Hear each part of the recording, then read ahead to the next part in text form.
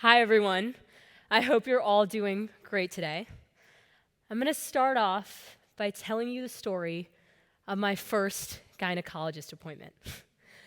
I was sitting in front of my gynecologist, trying to talk to her about my down there. And no matter how many times I tried to say the word, I found that I was more comfortable showing her my naked vagina than I was saying the actual word. How could this happen? All throughout elementary, middle, and high school, I had learned about how women's problems had essentially been solved. I mean, women used to not be able to vote, and then the 19th Amendment was passed, and now we have a say in the way this country works and looks. Women used to not be able to make their own money, and now they can, and with the Equal Pay Act, they can make the same amount of money as the men around them. And how could I forget about my favorite made-up woman, Rosie the Riveter, who taught me that women can do anything. So how could I not say the word vagina? Well, simply put, the quality of sex education in the United States and around the world is poor. The first and only place that I heard an adult say the word vagina was in my 4th grade sex education class. When I got to college, I realized I didn't know the correct anatomical structure of a vagina until I searched it up. And unfortunately, this is not an isolated incident. A 2019 study found that 50% of women in the UK could not label a vagina correctly. Imagine I showed you my hand, and I was like, could you tell me where the fingers are? And you couldn't do it. That's how ludicrous that feels. Now, outside of vaginas, sex ed covers puberty and sex. And puberty for women, especially cis women, is covered as one day you're going to get a period. It's going to happen every month for the rest of your life until you go through menopause, and that's that.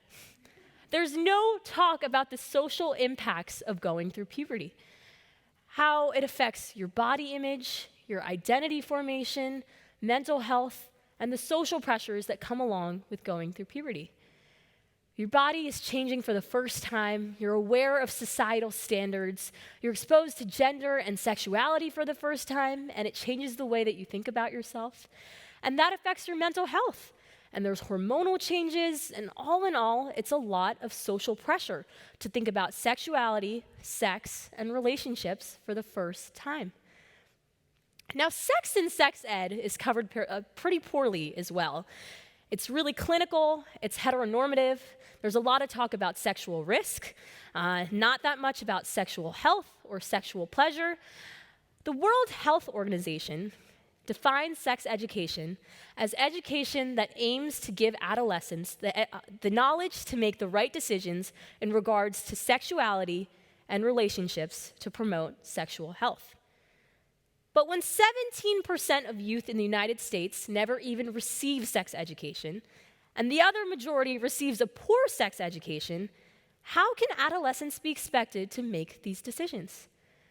Adolescents are forced to rely on experience rather than education.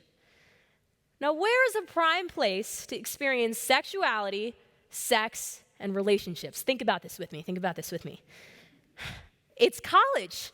College is a prime place for dating, to discover yourself, to meet new people, and learn how you facilitate connections. And dating's awesome, you know? But in the past 100 years, the way that we approach dating has changed dramatically. I mean, up until the 1920s, women were still getting courted with parental supervision.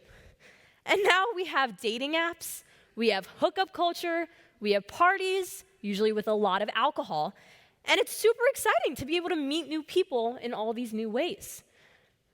But when you're never taught about the dangers associated with online dating, when consent's not taught about because it's not required, when sexual pleasure is not discussed about, dating becomes a little bit more dangerous. 77% of sexual assault cases that occur on college campuses occur with alcohol involved in some way. 97% of women in general, again, that's 97% of women in general, experience sexual harassment in some form. So if we know that sexual assault is a real, credible, and valid threat to many, most, and if not all women, why isn't there education aiming to prevent sexual assault and sexual harassment in college before we even get there? Now, in terms of long-term relationships, a lot of people come into college expecting to find their life partner. And that's valid. For all you college couples out there, around 30% of college couples end up marrying each other. And that's great, it gets butterflies in the stomach, that's exciting. But when women enter into marriages, they're usually expected to take on a lot more roles than men are. That might be a financial provider, a domestic laborer, an emotional caretaker. That's a lot. It's a lot of pressure, and it leads to impacts on your mental health, your physical health, on family structure, on family stability. So when 52% of marriages in the United States today end in divorce, and a majority of them are initiated by, you guessed it, women, why aren't we teaching women about the impacts of entering into long-term partnerships and how their gender identity and gender roles might impact that? Now, outside of relationships and dating, women come into college unprepared for the way that gender stereotypes and sexism will impact their academic and professional careers. Statistically, girls outperform boys in every subject from K to 12. Women graduate with more high school diplomas, women come into college more quickly than men, but men still tend to dominate more lucrative positions like STEM and finance. Why is that? It's because occupational segregation is a real thing.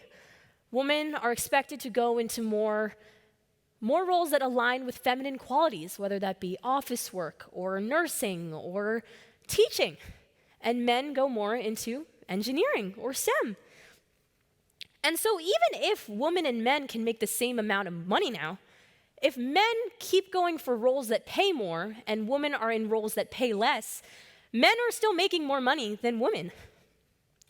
Why don't we receive any education about this before we choose a major or before we choose a career, and how that choice might impact our financial status for the rest of our lives? Even if women decide to pursue STEM in college and they decide to pursue majors in regards to engineering in college, they're not prepared for the sexism that they might face from their fellow students, from their professors, or even in their professional career.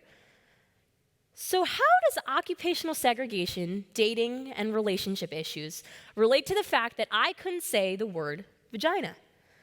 Well, just like how vagina felt like a taboo word for me to say, women are still a taboo topic in K-12 education. Women are not made aware of the sociocultural issues they will face as adults in the 21st century, and they're not made aware of or given the tools to approach their life, their career, and relationships so that they may help to progress and promote progress towards equality and equity in a real way. Thank you.